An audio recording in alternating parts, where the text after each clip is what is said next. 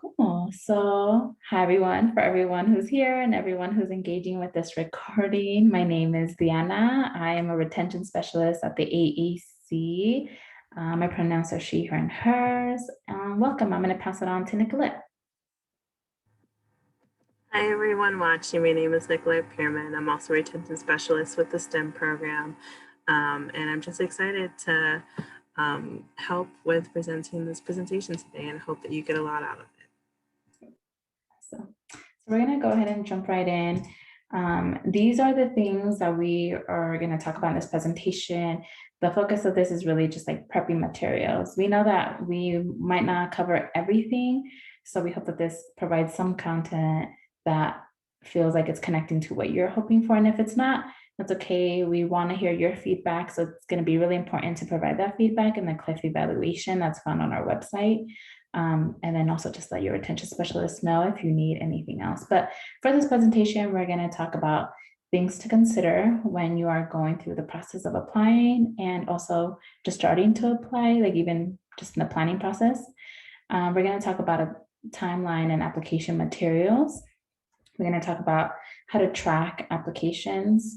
We're going to talk a little bit about personal statements, asking for letters of recommendation and appropriate ways to do that, admission exams in different fields and some resources for that and approaches. And then we're going to talk about funding, and then a little bit of like loan options for your undergrad loans while you're in graduate school, and then just identifying resources. Okay, so let's go ahead and get started.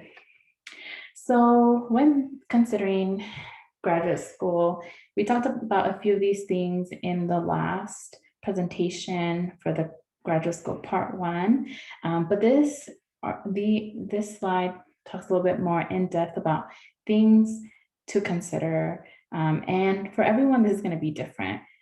You might look at institutions that don't require GRE based on like what you're feeling comfortable with or what is appropriate for your program. And so we want you to think about the following. We want you to think about costs. So think about in-state versus out-of-state tuition and aid. So sometimes folks who are from Colorado and have Colorado residency will stay in-state because there are grants that are applicable for Colorado residents. And so that's just an example of making that decision. You also want to be thinking about location, and the cost of living within that location. Is it something that you feel like you have funding for? Are there resources in place to help you transition, whether it's in-state or just somewhere else within the state? And you want to be aware of what is the aid that is being offered from that institution and that program. And we'll talk a little bit about what financial aid looks like for graduate programs because they can be a little different than undergrad. We also want folks to consider program timeline. So thinking about how many years is it going to take to complete the program? Will you be full-time versus part-time? Are there things in place that are going to be required of you as a student? So projects, practical experience requirements that might extend that. So really thinking about what is that timeline for you, whether you're working full-time or you're a full-time student. So consider those things. Program content also. So what is the focus of the program and does it align with your career goals? So with any field, you'll see that programs have different focuses.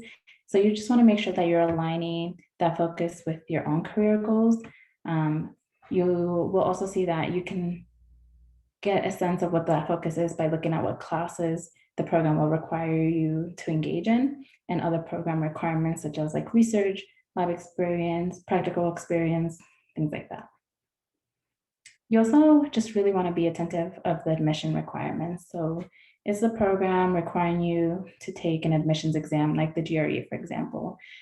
Does the program also require like admissions interviews after you submit an interview application, sorry. So be looking at those pieces. You also want to see if you are going to be connected to a faculty advisor, if that's a part of your program and your admission. You want to be aware of those pieces as well. And you want to be aware if the program that you're applying to is offering up different financial aids such as assistantships. So when folks submit an application, After submitting that application, folks will also submit applications for assistantships or fellowships, which are ways to pay for a program. So you want to be aware if your program is offering enough assistantships for everyone that they're admitting or for only a few. And so it might be a little bit more competitive. So things to think about. Another big thing is program culture. So an example of that is like, is it a cohort model? And so a cohort model is only a small group of folks are admitted and you take all your classes together and it's more of like a group experience, or is it just kind of there are maybe 80 folks and everyone kind of takes their own path and there's not like a sense of everyone doing it together, right? So are you looking for a cohort model? And this is different based on like field. So pay attention to like the structure of the program. You also want to take a look to see if the staff and faculty are accessible. And so like, what is their support for students? Is it mainly just in the classroom? What does it look like outside of the classroom? Kind of similar here for faculty support. What do they offer for students who are part of the program outside of just the classroom experience? Are there opportunities for you to do research with them? Is that a program requirement? And then you want to look at the financial support. Like, are there ways, and even just like how they communicate on the website, for folks to feel like the program is supporting them financially if students feel like they can't attend due to financial reasons. So does it feel like the program really wants to help you financially? And then also just like identity, I think that that's a huge thing for folks as well. So being aware of what does that look like within your own identities? What's the culture with identity? The program faculty. So you want to be aware if the faculty are doing work that you are interested in, especially if you are required to have a faculty advisor that you're working with as an admissions process. And so being aware that if they're doing the work that you want to do and that you want to get experience in, that matches with your career goals. And then does that faculty or faculty have capacity to take you on as an advisee? It might change from year to year based on the folks that they're admitting. And so if faculty that is focusing on research that you want to do isn't taking on anyone for the fall of 2021, that might impact if you're admitted or not into the program. And also if folks decide that if they want to attend or not. Sean, is there anything here that maybe you're considering that maybe we didn't mention in here? Not that you haven't mentioned, but a little more clarity on program faculty and advising, how to best structure that into programs that I'm looking at. Yeah, I think we'll kind of touch on it for like the timeline of applying, but I think for how I'm interpreting your question is like, how do you do that during your search process? Like, how do you seek out that information? I think Nicolette has shared this a little bit in the last presentation, but I think Nicolette has like very practical experience of what that looks like with her program. Nicolette, do you want to like share anything if your experience with faculty and being an advisee and looking into pieces like that when looking at graduate programs? Yeah, so with faculty and just the graduate school application process, when I looked into specific programs I was interested in, I found a list of faculty for that program or in that specific department. And then I looked at their job title and saw what they specifically concentrate in and focus in on. And that helped me narrow down which faculty to contact. And once I had that list of folks, I would pick one or two and just email them and ask, like, I have some more questions about your program from a student perspective, a faculty perspective. Do you have some time to answer my questions to help me out with this application process? So I intentionally try to just look on their website and identify faculty based off of their job title that aligned with the program I'm looking for to kind of figure out and identify who I should be contacting and really paying attention to. Does that answer what you're kind of looking for, Sean? Yes, Okay. thank you. Mhm. Thank you, Nicolette. And yeah, let us know if with other content that we go further into, if it kind of touches on that as well. So we like to go over just a timeline because folks might be coming in at different stages of their undergrad. So we wanted to start off for folks who are like in their first or second year, whether they're like first years or transfer students. Like I think folks will find throughout this timeline where they feel like they're at. So just interpret it in the way that feels connected to you.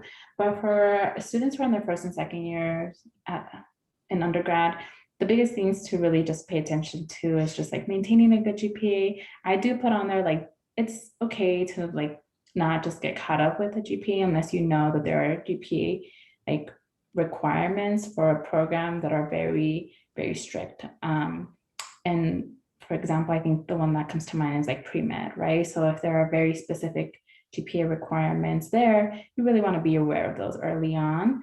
And it really is about like your progress of semesters versus like a one challenging semester. Sometimes folks will get really nervous for maybe if they have a really challenging first semester when they came in from high school or transferred in, and that's okay. I think the progress moving forward is like what's important, and also everything else that makes you a student, right? Like outside of the classroom experience. So think of it as like everything that encompasses you as a person and as a student. But GPA is still just a good thing to keep an eye on, and folks will still apply for programs if their GPA is not at the requirement, but provide supplemental information. And so it'll be really important to look at programs because they will also give you an option to provide supplemental information when your GPA is not matched with the requirement. So they'll just ask like, hey, just tell us a little bit more about why your GPA may not be at a 3.5.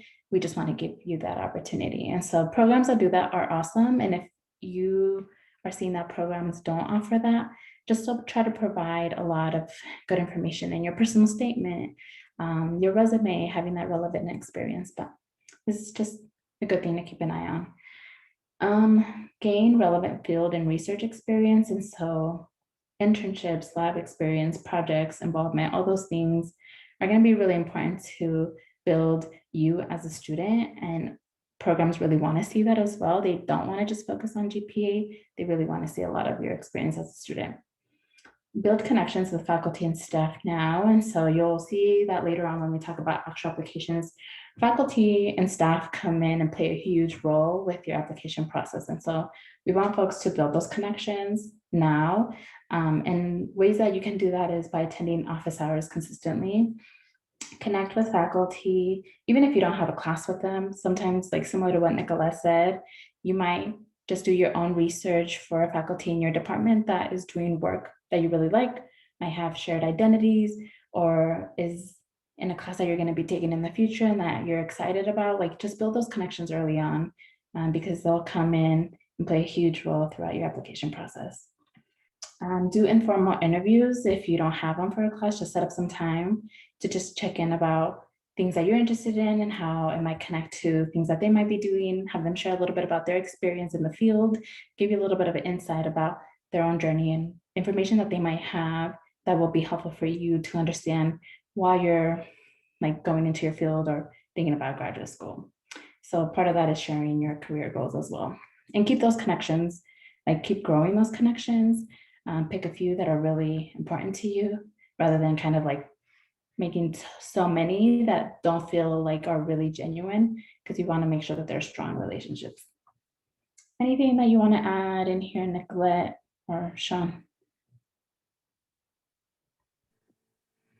I would definitely add for the last two pieces, the first one, gaining relevant experience, definitely take the time to do that because most applications will hopefully have a holistic approach to assessing graduate school applications. And that personally came in like in my benefit when I applied to graduate school because I did not have a 3.0 cumulative GPA. So they really took the time to assess my involvement and where I got involved. So definitely take the time to just really get intentionally involved in relevant experience. And then with faculty and staff, again, really contact them and ask for those informal interviews. I contacted a professor from each program I applied to and just talked to them for 15 to 30 minutes. And if I didn't get a reply from a professor, that also kind of showed me that they're not willing to take the time or have the time to take on another graduate student. So paying attention to your interactions, just trying to get that interview, and when you get it, really speaks volumes too. Yeah, and we'll talk a little bit more about like faculty for graduate programs here shortly. Thank you, Nicolette. Any questions, Sean, for this section? Not at this point. Okay, cool.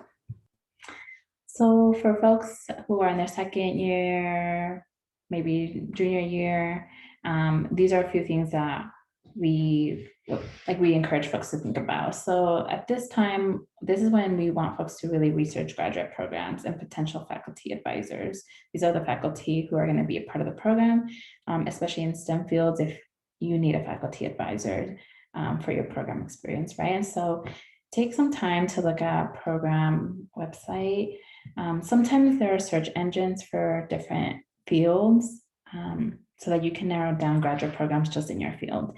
It's kind of hard to tell, but you kind of just have to look online and see if there is a search engine. Sometimes it's tied to a national organization for your field. It's kind of tricky, and I don't have specific information on like any STEM ones right now, but when I was looking at graduate school for higher ed, there's a national organization for people in my field, and they had a search engine for folks who are looking for graduate programs in this field. And so I was able to put in the filter, like if I was looking for in-state, private, what the focus was, and it narrows down. And so start looking to see if there are things out there for your field. And sometimes it's just a matter of asking faculty who are in your field if they know of something of a national organization, or asking your advisors who might know of something because they've worked with other students who are in your field who have already probably done that. So it's just a matter of asking, and also looking at other resources on campus like the Career Center, who also do like graduate school support. So looking at websites. You also want to check out LinkedIn. The way that you can do that with LinkedIn is looking at folks who are in your field. And so sometimes you might have some connections already with people in your field. Sometimes you just have to do a little bit more digging and look at alumni from Colorado State University or other institutions. And it can give you data and show you like, where are these folks going after undergrad at CSU in your field? Are they going into these specific career positions? Are they going to these graduate programs? Can give you an insight of some grad programs there. And you also want to look at LinkedIn faculty information, like Nicolette said, through their website. And so you can start doing a lot of these things like together, right? Looking at the program and looking at faculty. You want to also send out info requests to schools. There should be like a program coordinator, like contact information online for a graduate program. Someone should always be accessible for students who have like questions for like future students. So always take a look at the website. If the website is like really informative and has a ton, that says a lot about the program. If it feels like you can't find anything and you're like, it's taking you in like circles and you can't find a lot, that's kind of like something to consider as well in terms of accessibility of information. But typically you should have contact information so that you can request information. Look for virtual open houses, virtual visits. For like virtual visits, especially today now, like it's hard to travel and a lot of programs aren't hosting in person, and if they are, it's for mainly admitted students. So take a look at that. If there are opportunities, it's never too early to do that.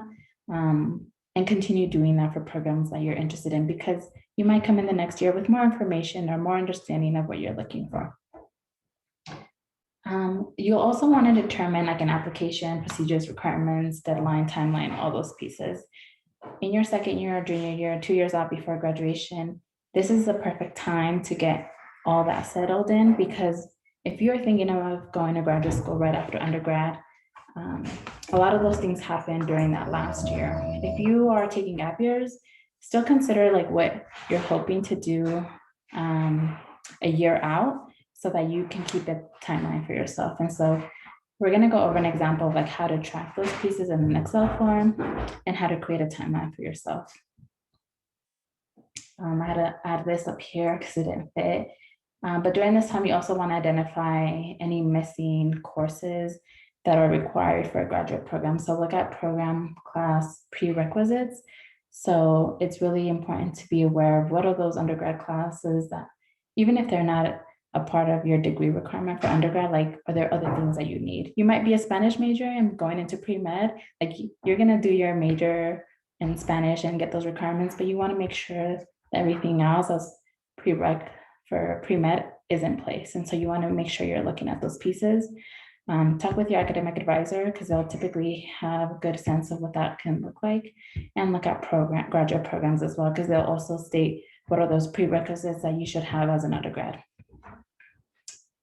You also this time want to start studying for exams that you might take for admission. So give yourself enough time, look for free study resources, and create a timeline to study. I know Nicolette has personal experience with this, and when we get to that part, I think her experience will be like an important perspective. So yeah. Any questions or things that folks want to add to this, Nicolette?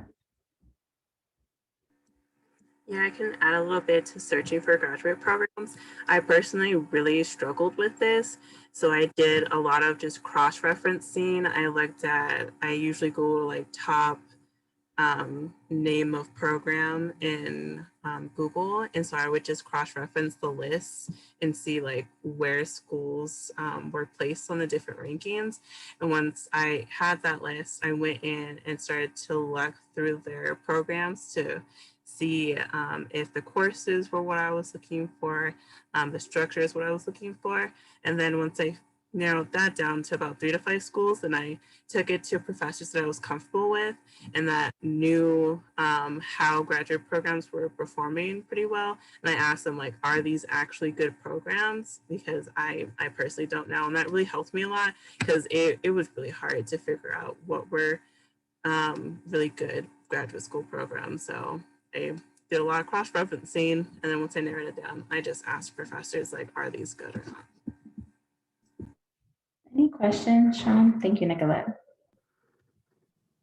Not really questions, but it really seems like you're emphasizing to reach out to faculty and staff and research their paths and ask about how to increase chances for development and getting into graduate programs. Yeah, I think that is like a big piece. I think a lot of folks who have shared that they, during the process of researching graduate programs, connecting with faculty who have insight for students that they might be working with, or graduate students that they might be working with, to have more information on, hey, maybe look at this program in the East Coast. I think it's really focused on like what you're looking for, or like, hey, let me connect you to my colleague who's doing a little bit more research of like what you're interested in or has more experience in that area. And so a lot of it is just building the knowledge and building just the comfort and feeling like more confident in this process. And so current faculty and undergrad faculty play a role. And then also just a part of it is also connecting with potential faculty who are in these graduate programs. So it's a little bit of both, but they both play a huge role. Mm-hmm.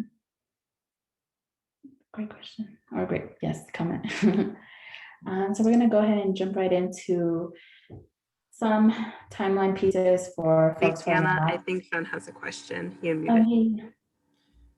Yeah, is there a really good location or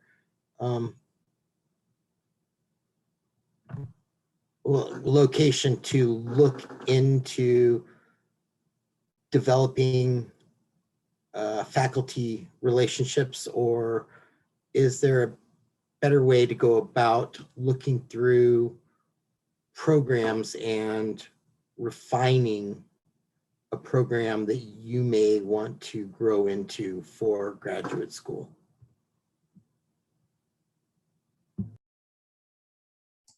I think it depends a little bit in because I know I heard Nicolette mention a little bit about like, how do you research these programs in your field? Like, how do you start that? And that I think is going to look a little different for every field. If there are specific like search engines for a field where it can just be all in one place. And that's what's a little hard sometimes to find. And so, which is why we want folks to look early. So I think it really comes down to just doing like one-on-ones with folks. So whether it's like with a retention specialist at the AAC, the Career Center also does advising to help students kind of get an idea of how to search programs as well. They've shared that before with our students in our workshops, and they briefly talked about career prep. So the Career Center also will do that. So please utilize that resource for virtual one-on-ones. And I think the faculty is where we also like pull in like undergrad faculty who have maybe a sense of that information to help search for programs. Anything else that comes to your mind, Nicola, for kind of like getting a sense of how to like look for programs?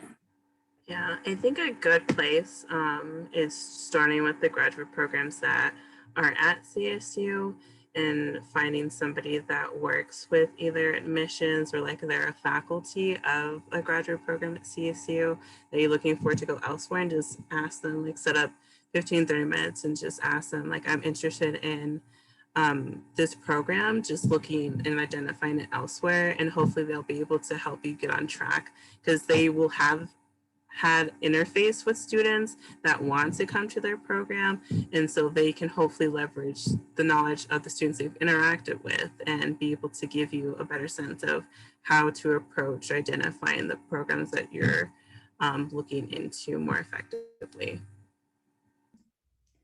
We'll talk about some more like resources and other things that everything that we've talked about, like what they have in place that can be utilized as a resource. So we'll talk about that a little bit more. Oop, I didn't even go over this one.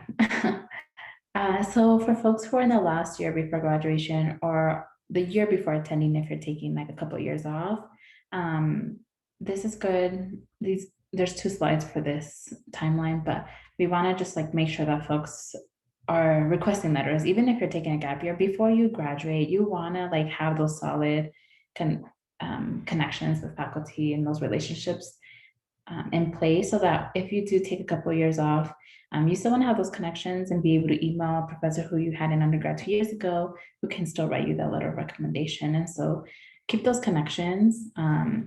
Ask ahead of time, of course, and ahead of time here is like September, October. Typically applications are due similar to undergrad, right? Like December, January. Other programs who do like, what is it called? On-rolling basis. What is it called? Yes, you know what I'm talking about, Nicolette. Sometimes On a rolling there, basis. yes.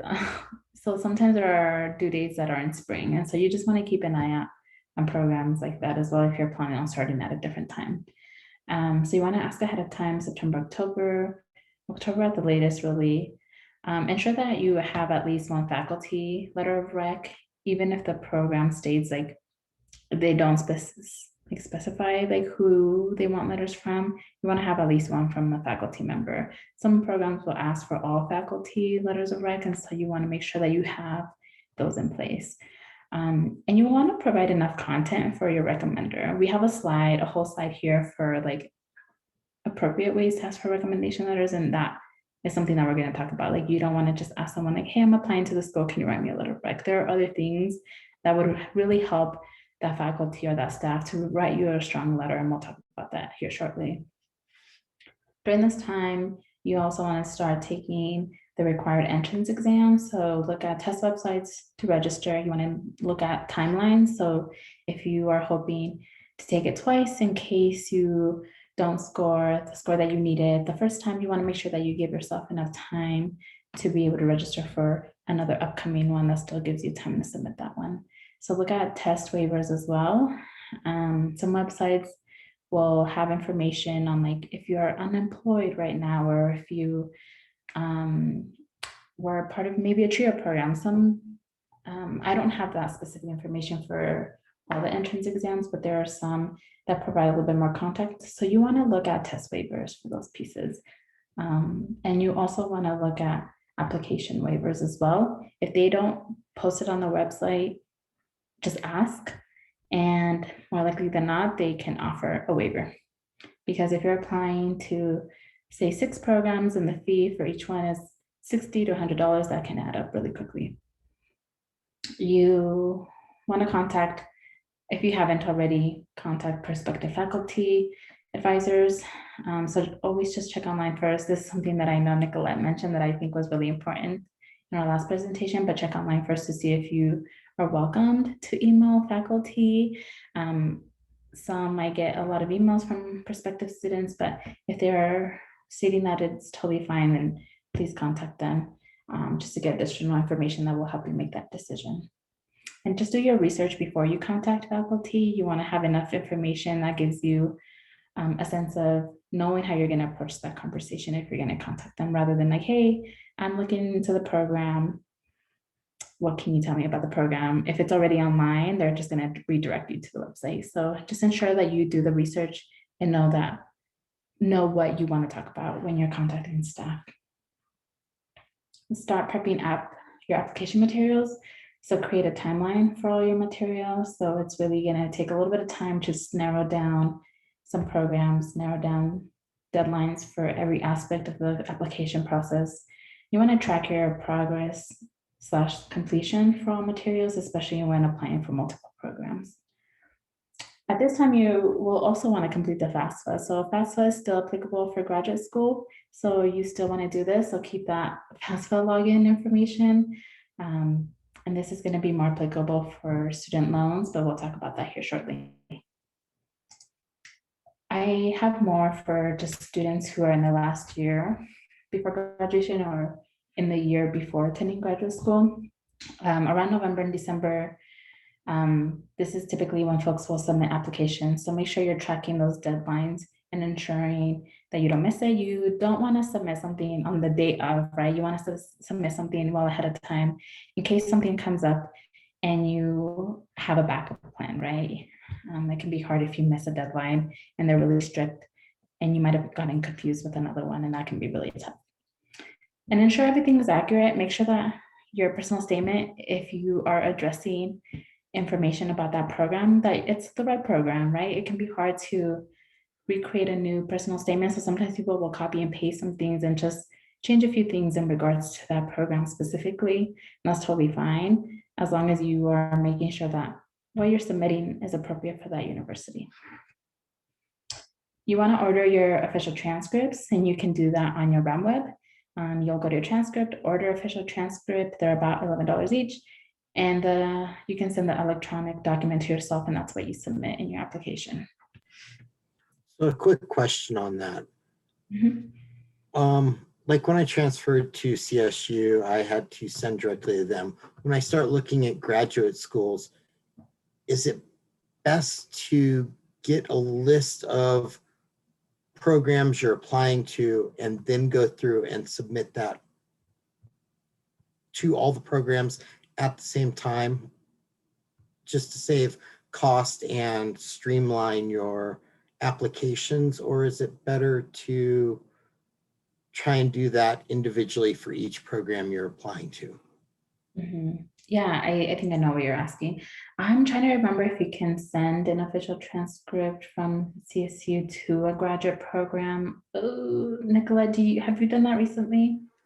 Yeah, you can, but one thing I would encourage you to do before getting to that step is to see if you can just submit your graduate school application with an unofficial transcript, because from my personal experience, they accepted unofficial transcripts for all my applications, and they clearly stated upon officially enrolling and accepting into the program, that's when you'll need an official transcript. So I saved money just looking in to see if they're okay with taking an official transcript. So now I just need to submit the one official transcript for the school that I'm going to. So definitely look to see if you can do that. And if you can't, then you can just plug them all in when you're ordering official transcripts and send them on their way.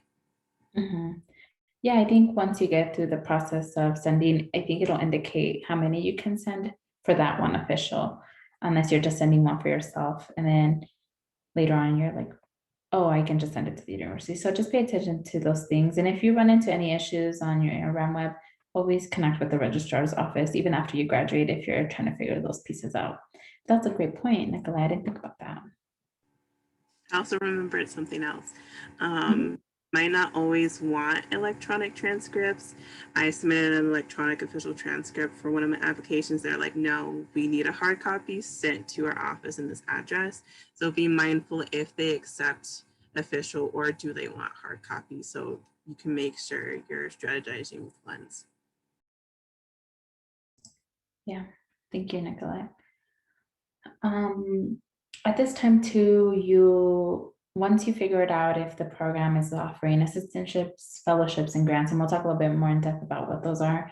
If your program is offering those, you also want to take a look at those deadlines, because that might be a separate application that you're doing at a different time, maybe even after the application is due. And so you want to check those deadlines as well. We encourage folks to also use the Career Center or anyone that you're working with that you feel comfortable with for interview prep resources. And so for folks who are graduating and taking some time off before graduate school, you still have access to their Career Center resources up until like a year after you graduate. So you can always set up an appointment with them, and they do mock interviews.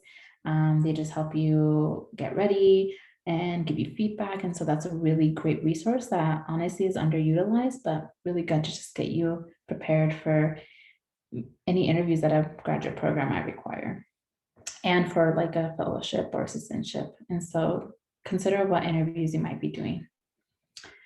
At this time, you also want to arrange school visits. I meant to say and schedule an interview if applicable. So keep an eye out for follow-ups and additional opportunities like those fellowships. If they're offering like a visit for prospective students, take advantage of those, because this will be just an additional way to learn more about the program and inform your decision even more. And so that's always a really great opportunity. So now we're going to move on to what you can do to track all your application materials. And so something to keep an eye on is utilizing an Excel document to keep track of application details. And so when you are considering attending graduate school, you want to identify like what are important things that you really want to know about that are going to inform your decision. So what are the GPA requirements? When are those deadlines for the application? Does it require a test for admissions? What is the cost? How many letters of rec do I need? Other details, right? You create this to really align with like what you need for your process, right? And so you want to outline this and you really want to utilize it. You want to ensure that you can see on here, did you submit this application? And you also want to see, did they follow up with you? Who is offering an assistantship? How much aid are they offering you? And so use an Excel form. And you can start doing that now if you are in your second year and first year and you're already looking at programs. You don't want to do all that work and then come your senior year and you're like, wait, I remember looking at programs, but I can't remember which ones they were, and they were really intriguing. And these might change, right? So you want to track those pieces when you start looking, whenever that is. You want to create a folder as well to just save all your materials. If you're working on personal statements, if you have resumes, right, that you have things that are applicable to each school separately, you want to create folders for appropriate programs so that you don't get overwhelmed, especially if you are in your last year. It can be a lot to navigate academics and an application, or if you're taking a gap year, if you're employed and you're doing a ton of hours, right, and you're doing this on your free time, like it can be hard to have everything in place when you have a lot of other things going on. You want to ensure you're saving links to websites for the programs. If you had a hard time finding the assistantship page for one program and then you're having to take some time to always look that up, and maybe you lost a link to maybe a GRE resource, like you want to keep those things in place somewhere. And also save contact information, faculty when you graduate, anyone in undergrad who you're hoping to reach out to for support, and also people that you're connecting with, like alumni, you're doing informal interviews with people in your field and you're gathering information, you really want to save contact information so that you have these resources in place to help you throughout your process. Anything that you all would add, anything that you would change here that would be important to you in your process? I would say also document your login information, because keeping track of your application logins can be overwhelming, and that literally saved my life. All I needed to do was copy my username and my password from the Excel sheet that I had whenever I needed it. So save it for your applications, and also save it for your student accounts if you get accepted, because you want to take the time to kind of familiarize yourself with the student accounts, just in case you choose to go there, to make it easier for yourself to like get your financial aid package, look up your advisor information. So save those 2 sets of logins. Yeah, that's a good one. Yeah, don't forget your FAFSA login as well. Even if you take a couple years off and you haven't done that, you haven't looked at the FAFSA website, keep that somewhere. All right, we're gonna jump on to personal statements. We're not gonna like be able to go through a perfect personal statement here, but here are some things to consider when writing a personal statement. Really showcase your unique writing skills, interests, goals, and potential. That's going to be really important to show your authentic self in these personal statements. Focus on what you can bring to the program, while also focusing, right, like on how you can grow from that program as well. Really strive for depth rather than breadth. And so spend a little bit more time talking about maybe, yeah, like what can you bring rather than like all the things that you can bring. Just focus on a few things that you can really talk about in a way that the reader is going to know a little bit about you and really can connect the pieces of what the personal statement is about, rather than feeling like you're all over the place. Be yourself, not the ideal applicant. I mean, I think it is important to think about like, yes, this is why I would be a great applicant, but just don't focus on that. Make sure that you're incorporating other things about yourself as well. Be sure to address the school's unique features that interest you. And so you want to write about like why they're a good fit and why you're a good fit with them, right? And so you really want to look at not just the program, but the university as a whole as well, right? Sometimes folks will bring up faculty in this aspect as well, right? Like this connection to this faculty who's doing this work that I really want to work with, or the values of the program really align with my own, right? Those are just some examples of how you're really pulling in that information, and be real about it, right? Like, yes, we want to say it because we want them to believe it, but do you believe that yourself? And when submitting those, make sure that you have the right information for the school. I've seen folks submit applications and forgot to change the name of the university because they had so many, and that can be hard for the school to know, like if you just forgot or submitted something inappropriately, like for another school, or you really were just copying and pasting information.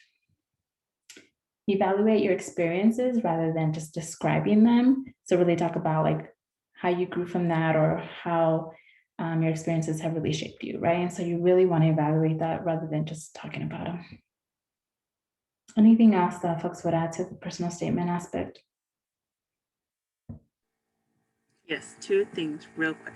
So for addressing the school's unique features, what I did, because I reused my personal statement, is that I changed the name of the university. I put in there the program I was applying to, the courses I was really interested in taking, the faculty that I identified that really resonated with me that I would like to work with, and the research projects, as well as some of their mission values and goals. So I changed those pieces. It sounds like a lot, but it really took me a few minutes to change those pieces because I identified it ahead of time. So that's how you could fit addressing the unique features of each program if you want to reuse your personal statement, which I highly encourage because it takes a long time. So just reuse what you got. And then something else to consider including in your personal statement is something around global impact.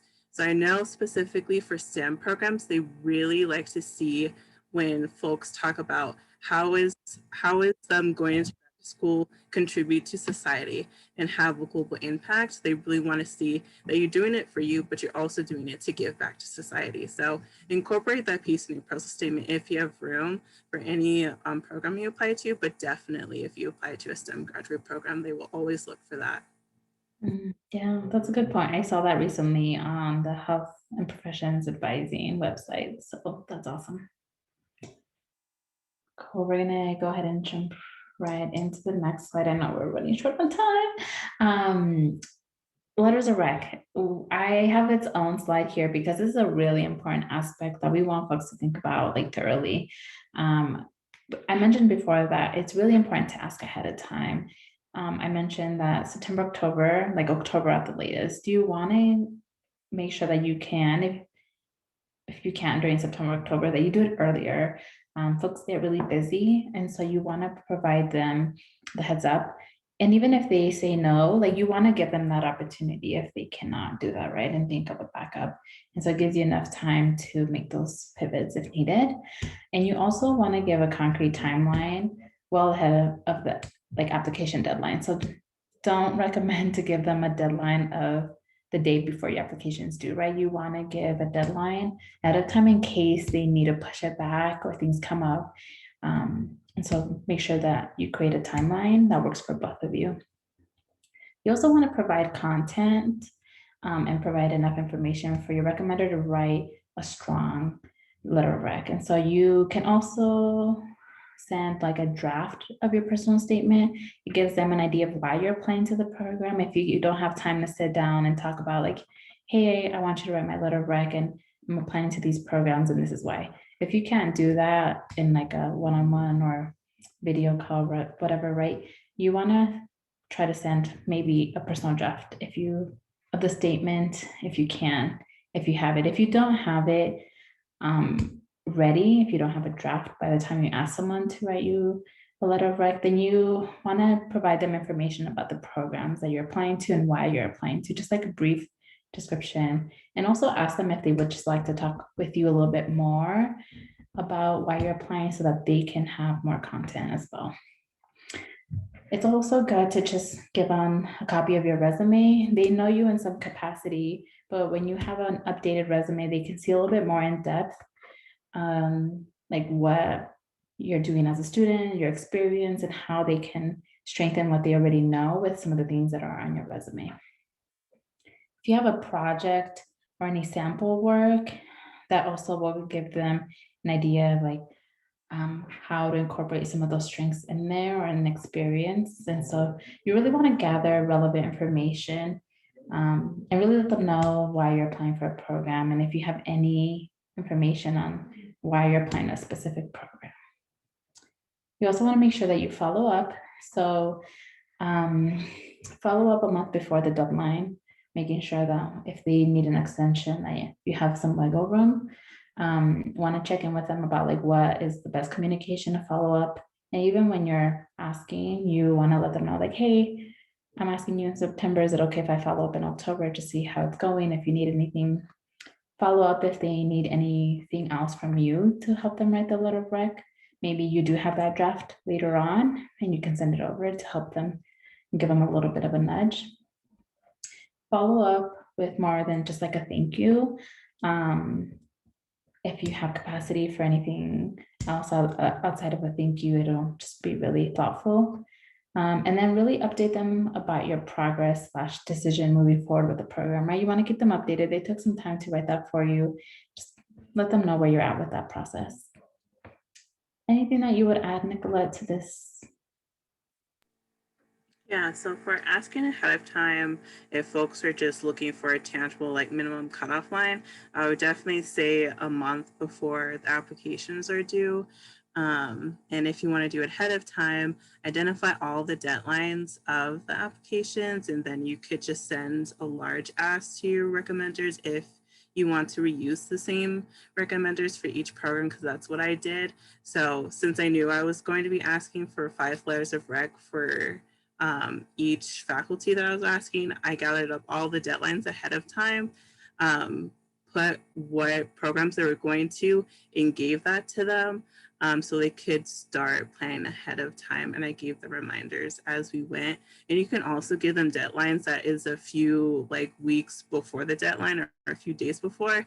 I definitely encourage that. Some faculty just might double check themselves and ignore your early deadline. So be mindful that that could happen too, because that happened with me. For providing content, definitely when you ask, just give them a few bullet points as well as what you specifically want them to touch on, so they can go away from like doing like a general strong one to a specific one. Because for example, 2 letters of rec that I had, I asked one professor to speak to my leadership abilities and my involvement abilities and how that translates to me being successful in the classroom. And then another professor that I did research with, I asked him to speak to my ability to do research and how that translates to me being able to have competency and perform well doing research in graduate school. So providing those few bullets will elevate your letters of rec a little bit from like the general perspective that they might craft for you. That's great, Nicolette. Thank you. Any questions, Sean, or anything that you want to add? No, I really think you've covered it. The one thing I might add is that it's coming across as really important to make sure you're organized and putting things together in advance Yeah. for applying for graduate school. So Yeah, we don't want folks to feel like they're getting lost in the process, especially if you have a lot of other things going on, right? If you're doing it your last year before graduation, you might have an internship, so you might be working full time. There's a lot, and so we are hoping that this is helpful to help minimize the anxiety that comes with it. Yeah, thank you for sharing that. We want to jump on to admission exams, and we might not have all the resources here, but here are just some of the things that we want to touch on. On the right here, you'll just see a couple examples of some of those admission exams for different fields. Graduate schools use different tests for admissions. So research which test each school you're applying for requires. Some programs might not require it. So keep track of those pieces in that Excel document example that I showed earlier. And then also just track the deadlines for registering for an exam, things like that as well. The scores on these tests are used for admissions, fellowships, grants, and assistantships. And so it's really important when we mentioned earlier, if you want to give yourself like 2 opportunities to take it, that you're giving yourself enough time to study, register ahead of time for that first round, and registering for that next round if needed. Connect with your department if funding is available. So for example, in the health professions website for folks who are going into the health field, they have information on their website regarding like, hey, we are providing funding for a discount for the MCAT for folks who are interested. So sometimes you just have to kind of dig around a little bit. We don't have like the information for all of these exams, unfortunately, and I wish we could have done a little bit more research on it. But sometimes just asking your faculty, asking your advisors in your department, checking the website, just like looking to see if there are resources, especially for like study materials as well. So just looking at those pieces. The prep courses, some folks will do prep courses. Folks will do self-study with just online materials, even using like prep books. There are things like that. So keeping an eye on like what is out there. And these are just some of the things that we pulled. This is not everything, and this might not be like your only option, but these are some resources and examples that we pulled. Oh no, did we lose Sean? Yeah, he said he had to go. But he said thank you. Oh, nice. Okay. Nicola, is there anything else that you want to add for any of these? Yes, so just for a general approach for these, look at how many times you can take the exam for a specific duration, because there's different caps for each of these exams. The only one that I know off the top of my head is for the GRE. You can take the GRE up to 5 times in a given year. So be mindful of those. And then also look at how many official test scores you can send to schools for free. For example, Jerry, you can send 4 official test scores, and you can only send it after you finish up with the exam. So also pay attention to the window of opportunity to send those official test scores for free. And then also look at how long your test scores will stay valid for, because that'll help you get a better understanding of how early you could take it. Because I wish I knew that for the GRE, because for the GRE, your test scores stay valid for, I believe, 5 years after you take the exam. So look into how long these test scores stay valid for so you can plan a little bit ahead. Thank you, Nicolette.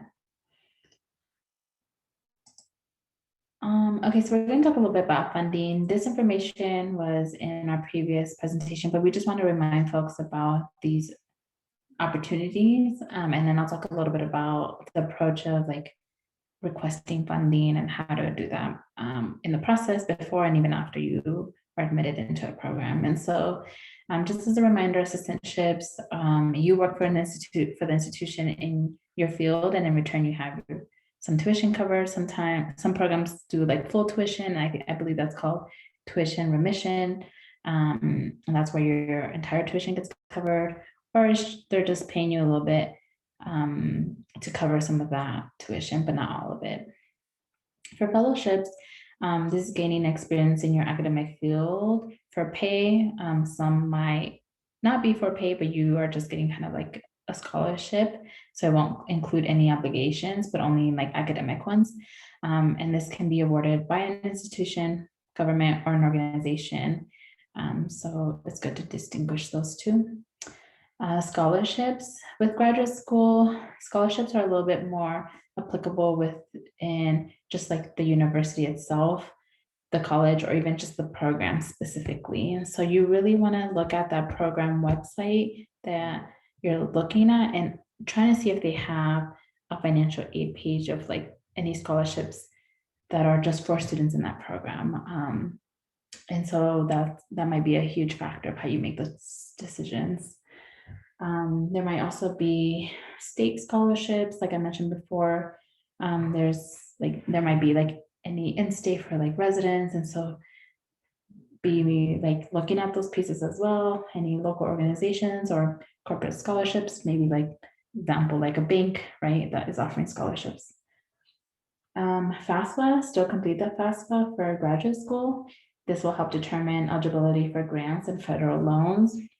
And so for graduate school, loans are mainly unsubsidized loans. So if you remember from the loan entrance counseling information, unsubsidized are the ones that have the interest rate that start the minute you take it out, unfortunately. And for graduate school, I believe those are the only loans that are offered. But you want to make sure that you're applying for FAFSA so that you get those federal loans, right?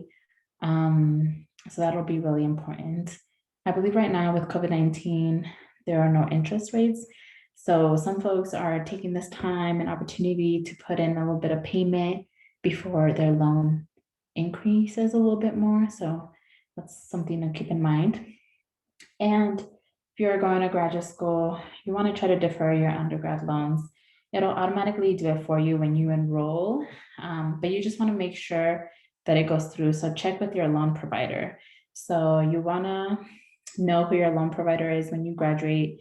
If you're taking some time off, you want to create that account with your loan provider. You should be getting those messages on the website informing you that, hey, your loans are deferred while you're in graduate school. You don't have to pay. Typically, while they're deferred, your interest is still kicking in. So that means your loan is like growing. But right now with COVID, just pay attention to that to see if that is applicable or if the interest rates aren't in there, and you folks can make payments whenever. You don't have to wait until you graduate, but you want to start making payments, and don't forget about your undergrad loans. Something else that I'll add in terms of funding, you want to pay attention to funding, ask about funding before applying, while you're applying, and even after you're admitted into a program, even after you like finish up your first year. You want to keep asking for funding opportunities. Don't feel like you can't, especially within your program. And so really ask the program like how they can support you to attend. Maybe if you are informing them that this is a great opportunity, but financially it might be inaccessible, really always putting that on them so that they can provide you with any funding that they might have that is not always stated on their website.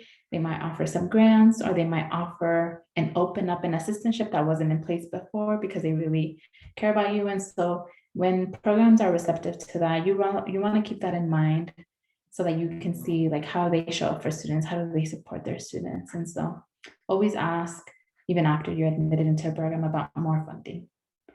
Anything that you want to add, Nicolette?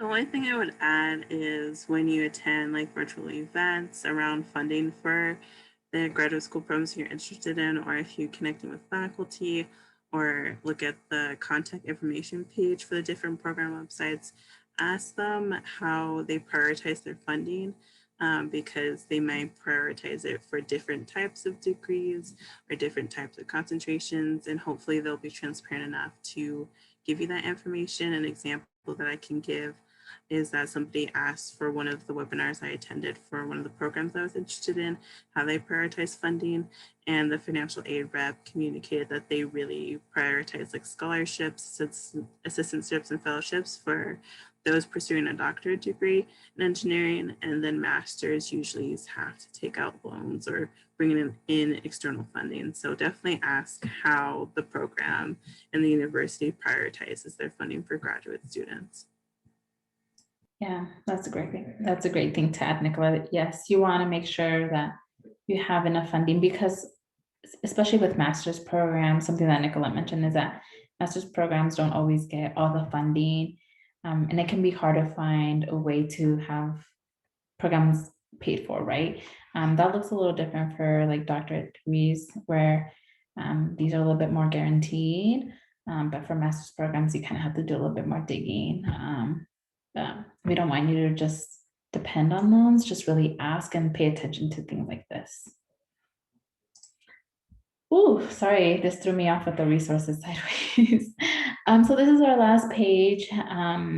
These are just some of the things that we kind of mentioned here and there, but we really want you to look at your department. I put here like the health professions as an example, but really look at your department, because sometimes there are graduate school resources housed on the website. For folks who are watching this who are in health professions, look at the website, because there is information for all the health profession fields and graduate school resources for those specific fields. For like if you're wanting to be a dentist, or I'm trying to think of other health professions advising, right? Like they have specific graduate school resources for that field. And so make sure if you're not in health professions that you're looking at your department, asking your advisors, asking your faculty if there are things in place. Look at newsletters, right? Look at their social media accounts, talk to other students in your department, see if other folks know of things that you might not know of. Faculty and advisors, we talk about these folks throughout this entire presentation, and we just hope that what you got out of that topic is that we want you to connect with these folks early, and do that now. And with what you can do is like you can start sharing your interests with them. You can start asking them questions that you have about graduate school. Have them connect you with alumni who are doing things that you're interested in, who are in your field, who have similar goals, right? Who might have similar identities even, and that's a huge piece as well. So have them connect you with alumni. They can also walk you through additional resources that they might know of that are outside of the university. So more like local organizations or local folks in the field who can walk you a little bit through the graduate school process a little bit more in depth.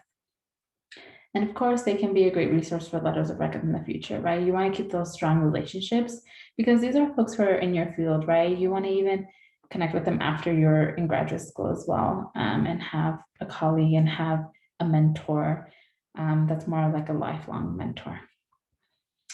Also utilizing the Career Center. And so their resource page is kind of like a blog.